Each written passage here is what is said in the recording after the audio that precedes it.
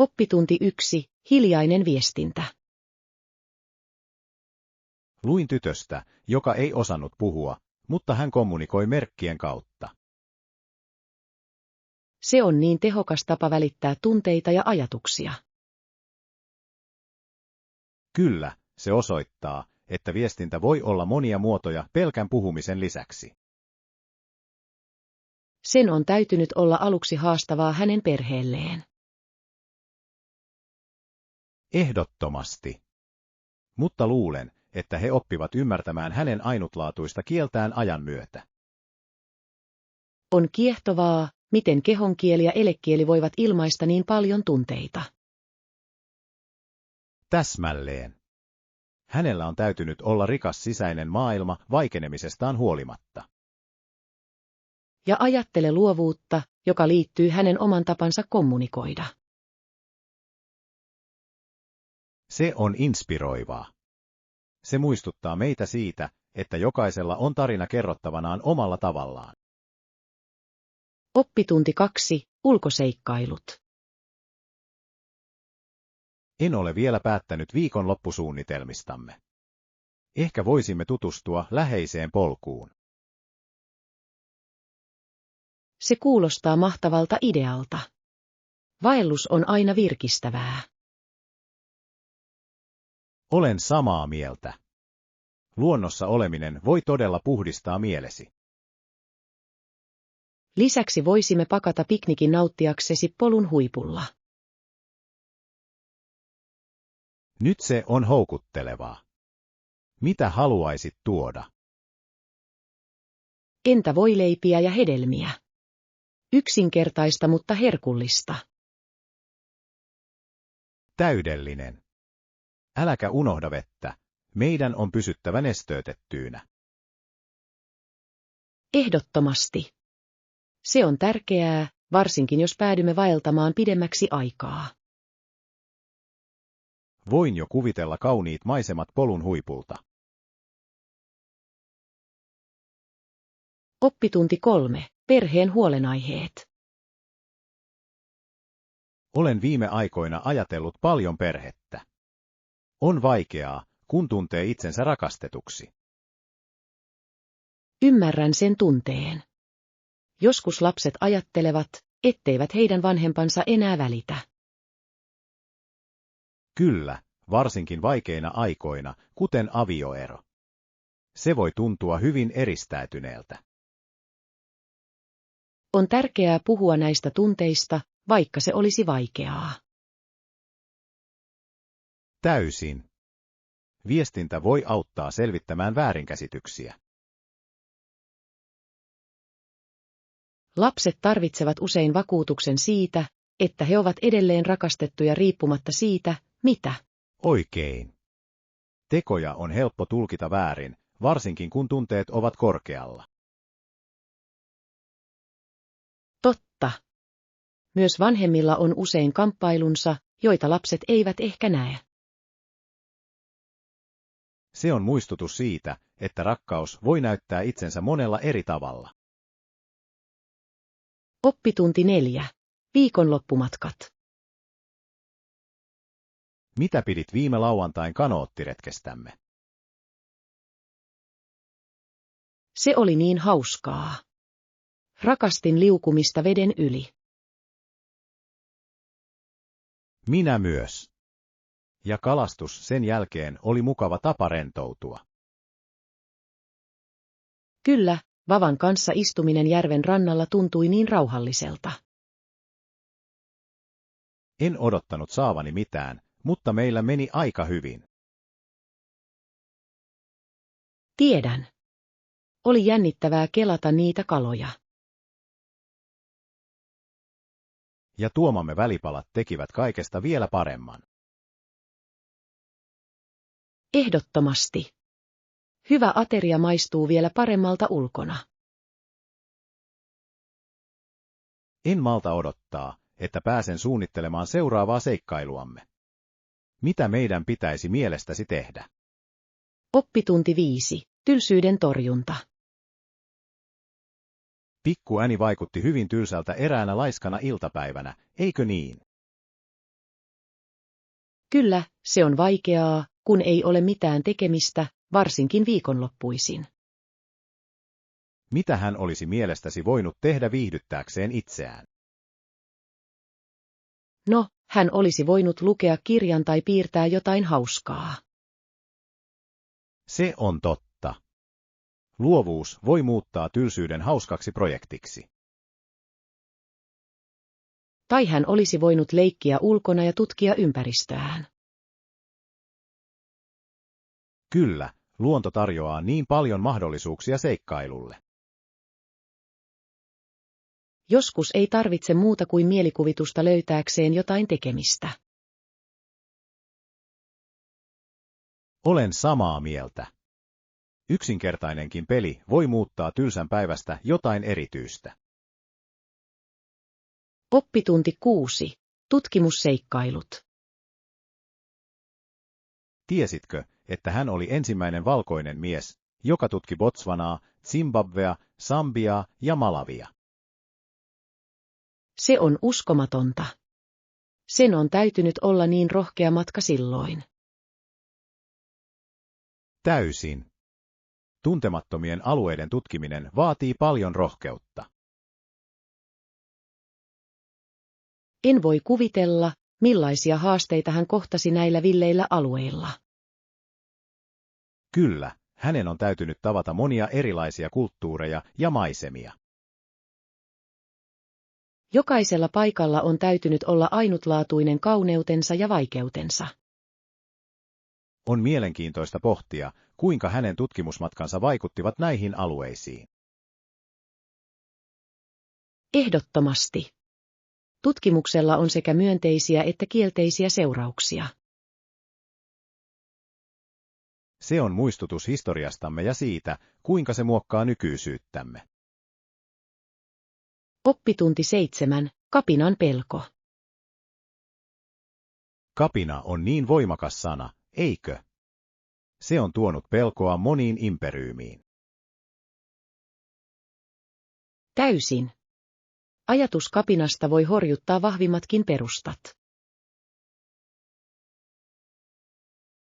On mielenkiintoista nähdä, kuinka historia on täynnä näitä mullistusten hetkiä.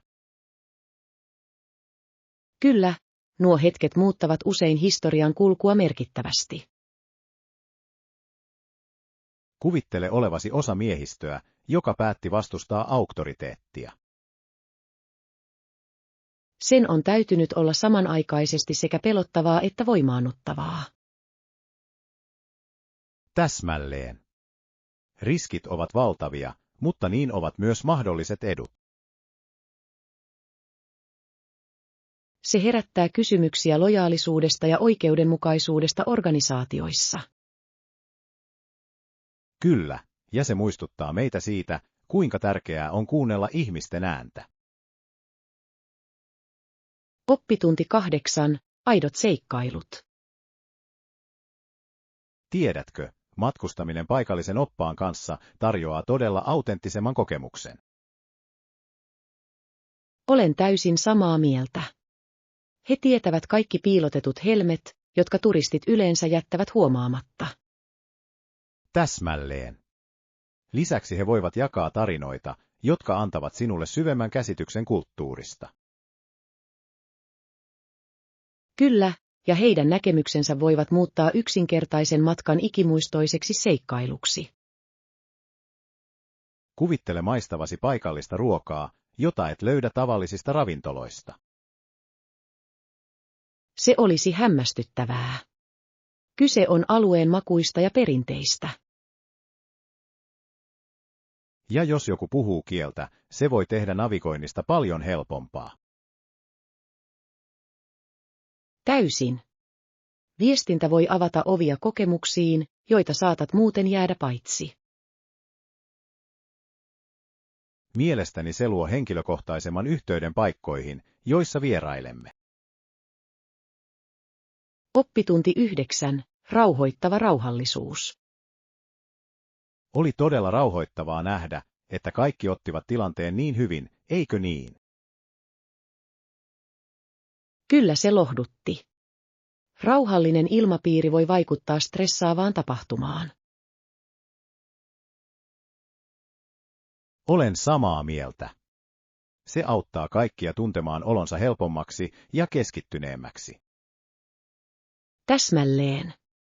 Kun ihmiset pysyvät rauhallisena, se voi estää paniikkia leviämästä. Ja se luo positiivisen sävyn ryhmätyölle, mikä on oleellista näinä hetkinä. Kyllä. On vaikuttavaa, kuinka kollektiivinen rauhallinen tunne voi muuttaa dynamiikkaa. Mielestäni on tärkeää, että myös johtajat mallintavat tätä käyttäytymistä. Täysin. Johtajat voivat innostaa muita säilyttämään malttinsa haasteiden aikana. Se osoittaa, kuinka tärkeää on kehittää kannustavaa ympäristöä. Oppitunti 10. Valokuvaus älypuhelimella. Käytätkö ammattikameraa matkakuvissasi? Ei, käytän todella älypuhelintani, se on niin kätevä. Se on fiksua. Älypuhelimilla voi nykyään ottaa upeita kuvia. Täsmälleen. Lisäksi minulla on se aina mukana, joten en kaipaa yhtään hetkeä. On hienoa, että voit tallentaa muistoja välittömästi ilman ylimääräisiä varusteita. Kyllä. Ja oikeilla sovelluksilla voin muokata valokuvia paikan päällä. Se on totta. Se tekee kokemusten jakamisesta niin paljon helpompaa. Lisäksi rakastan sitä, kuinka voin olla yhteydessä muihin sosiaalisen median kautta heti. Se on kuin jakaisit matkasi reaaliajassa, mikä on todella erikoista. Oppitunti 11. Tupakoinnin vaarat. Mielestäni tupakointi pitäisi kieltää julkisilla paikoilla. Olen samaa mieltä. Tupakoinnin vaarat ovat hyvin tiedossa, ja se koskee kaikkia ympärillä olevia. Kyllä, passiivinen savu voi olla yhtä haitallista kuin tupakointi itse. Täsmälleen. On tärkeää suojella tupakoimattomia, erityisesti lapsia ja vanhuksia. Haluaisin, että useammat kaupungit ryhtyisivät toimiin näiden kieltojen valvomiseksi. Se olisi merkittävä askel kohti terveellisemmän ympäristön edistämistä. Kyllä, savuttomien vyöhykkeiden luominen edistää terveellisempiä tapoja. Se auttaa myös lisäämään tietoisuutta tupakointiin liittyvistä riskeistä. Mielestäni koulutus on avainasemassa, jotta ihmiset tiedostavat nämä vaarat paremmin. Oppitunti 12. Työhaastatteluvinkkejä. Onko sinulla vinkkejä työhaastatteluun valmistautumiseen? Kyllä. Ensimmäinen askel on tutkia yritys perusteellisesti. Se on hieno pointti. Heidän arvojensa ja tehtävänsä tunteminen voi todella auttaa. Täsmälleen. Se osoittaa, että olet aidosti kiinnostunut roolista ja yrityksestä. Lisäksi se voi auttaa sinua räätälöimään vastauksesi vastaamaan heidän kulttuuriaan. Kyllä. Konkreettisten esimerkkien avulla valmistautuminen voi olla suuri ero. Mielestäni myös yleisten haastattelukysymysten harjoittelu on todella hyödyllistä. Täysin. Se lisää itseluottamustasi ja auttaa sinua ilmaisemaan ajatuksesi. Äläkä unohda valmistella kysymyksiä haastattelijalle. Oppitunti 13. Sadonkorjuuaika. Oletko kuullut tämän maan tärkeimmistä sadoista? Kyllä, on kiehtovaa, kuinka syysmessut voivat alkaa jo elokuussa tai myöhään marraskuussa. Täsmälleen. Kaikki riippuu sadon korjuuajasta ja paikallisesta ilmastosta. On hämmästyttävää, kuinka yhteisön juhlat pyörivät maatalouden ympärillä. Kyllä, messut ovat loistava tapa esitellä paikallisia tuotteita ja käsitöitä. Rakastan sitä, kuinka he tuovat ihmiset yhteen juhlimaan maanviljelijöiden kovaa työtä. Ehdottomasti. Se on perheelle mahdollisuus oppia, mistä heidän ruokansa tulee. Ja se tukee paikallista taloutta, mikä on niin tärkeää. Lisäksi tuoreiden, sesongin mukaisten ruokien nauttimisessa on jotain erityistä. Oppitunti 14. Suositut kokoontumiset. Oletko huomannut, että yksityiskodeissa kokoontuvat pienryhmät ovat yleistymässä? Kyllä, se on mielenkiintoista. Nämä tapaamiset luovat kodikkaan ja intiimin tunnelman. Täsmälleen. Se mahdollistaa syvempiä yhteyksiä ja keskusteluja. Mielestäni se on loistava tapa edistää yhteisöllisyyttä ja rakentaa ystävyyssuhteita. Kyllä. Joskus pienemmät puitteet ovat mukavampia kuin suuremmat tapahtumat.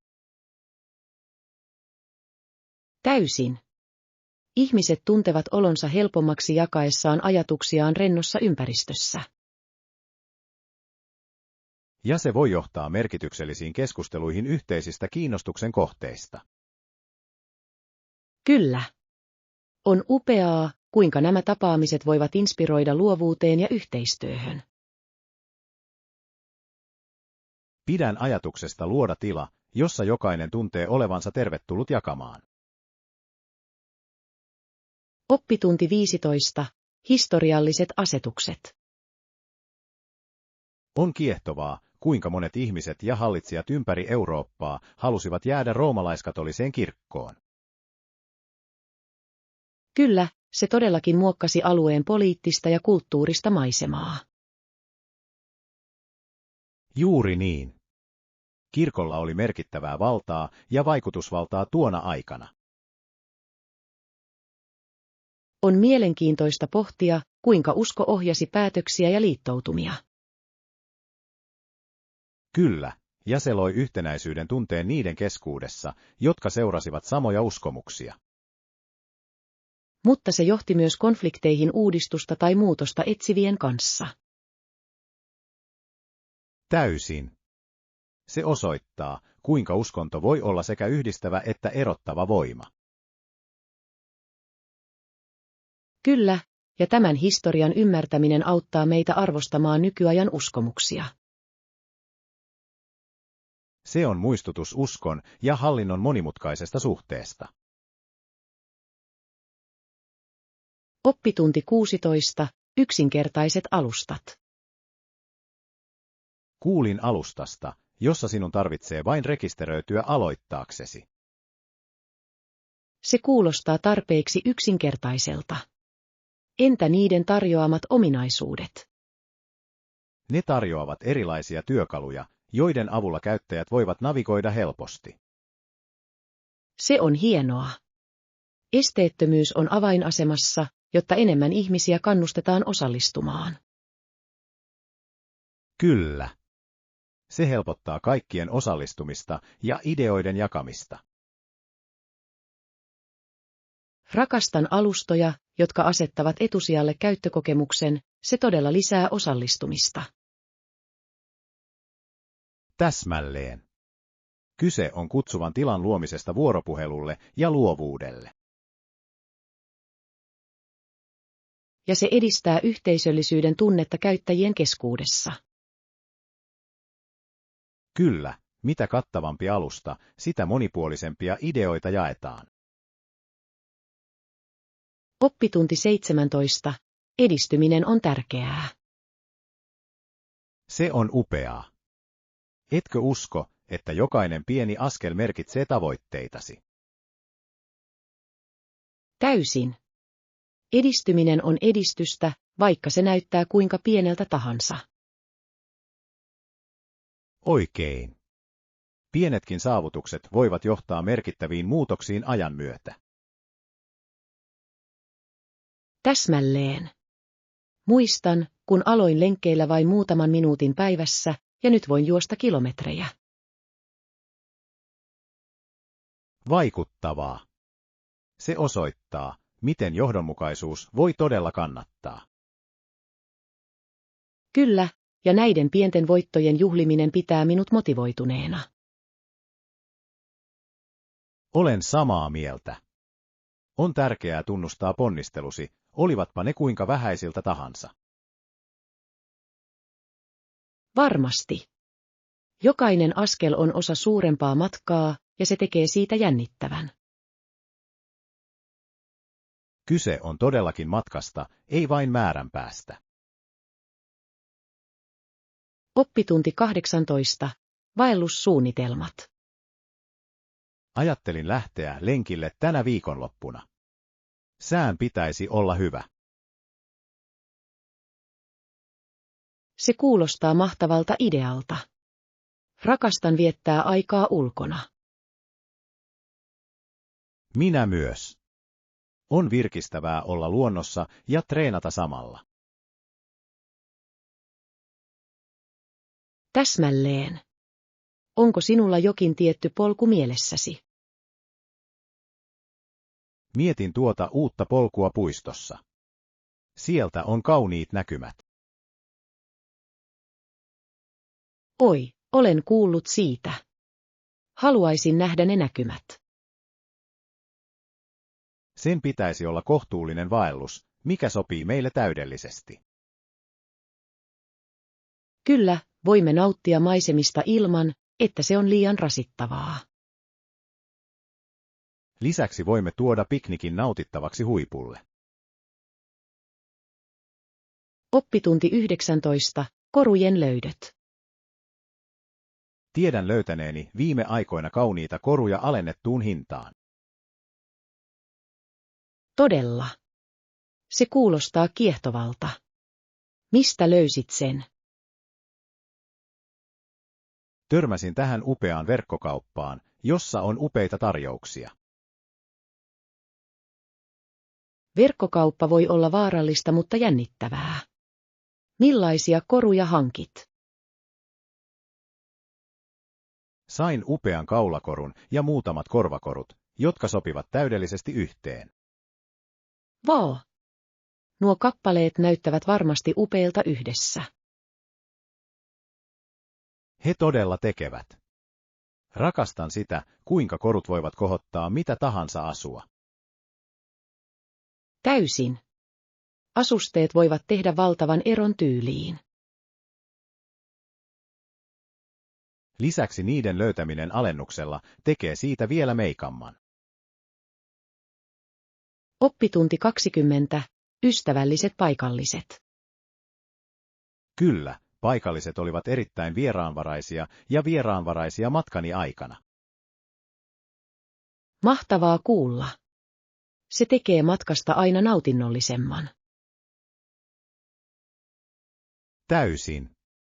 Sain loistavia yhteyksiä ja opin heiltä niin paljon. Se on parasta matkustamisessa, uusien ihmisten tapaamisessa ja kokemusten jakamisessa.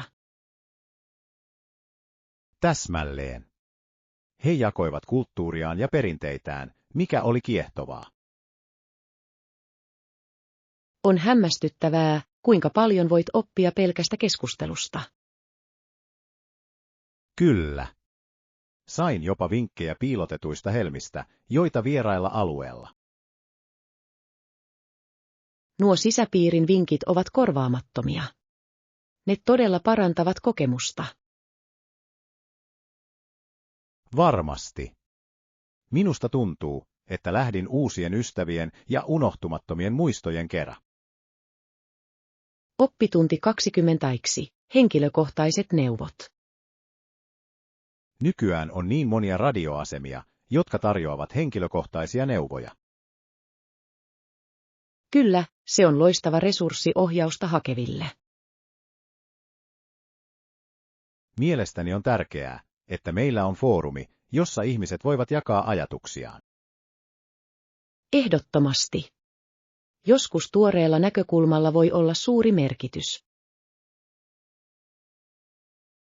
Olen samaa mieltä.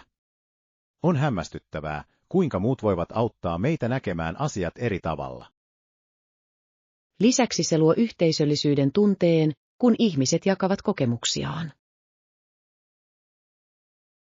Täsmälleen. On lohdullista tietää, ettet ole yksin kamppailujesi kanssa. Varmasti. Oletko koskaan soittanut neuvoja?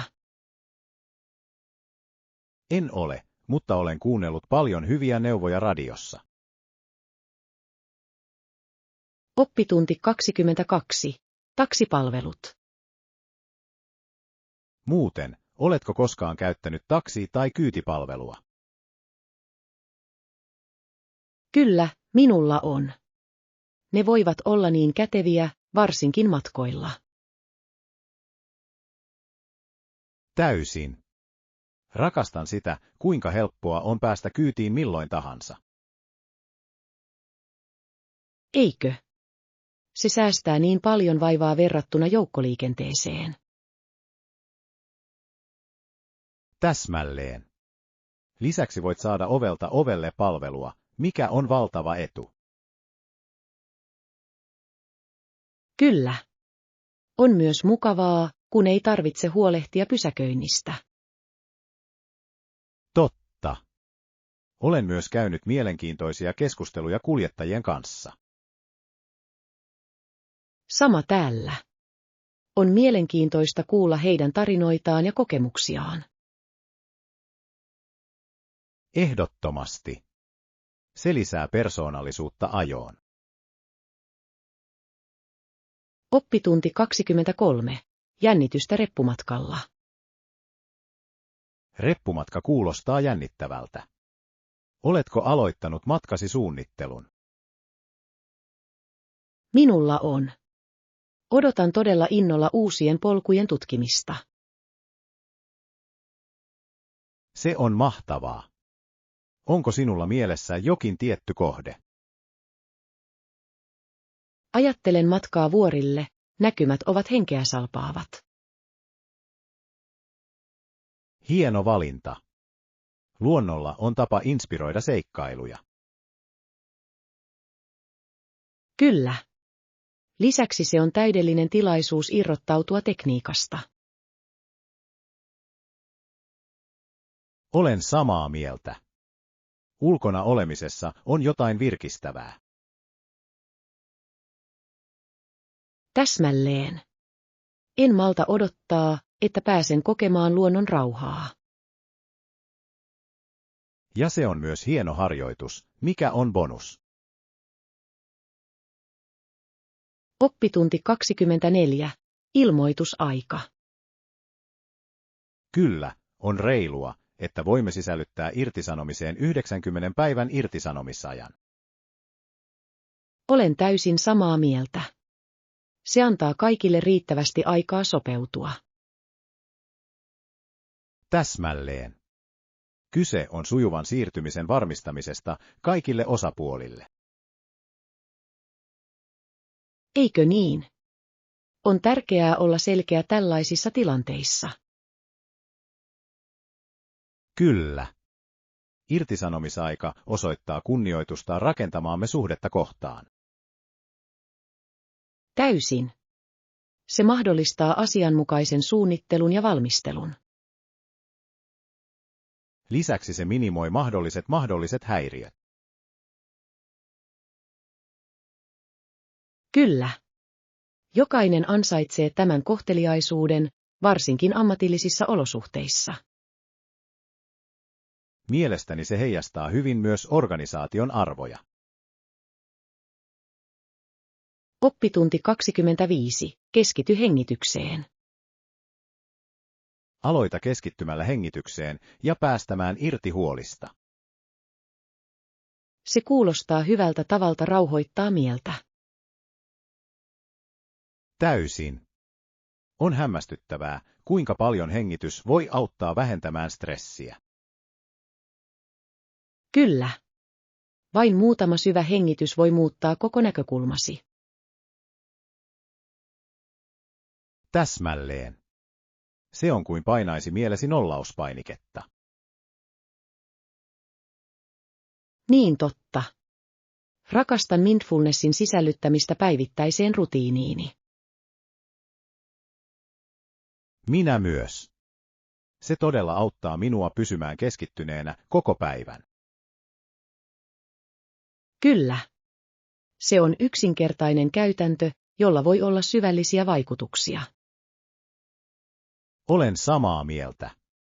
Nykyhetkeen keskittyminen voi tuoda niin paljon rauhaa. Oppitunti 26. Paikalliset keittiöt.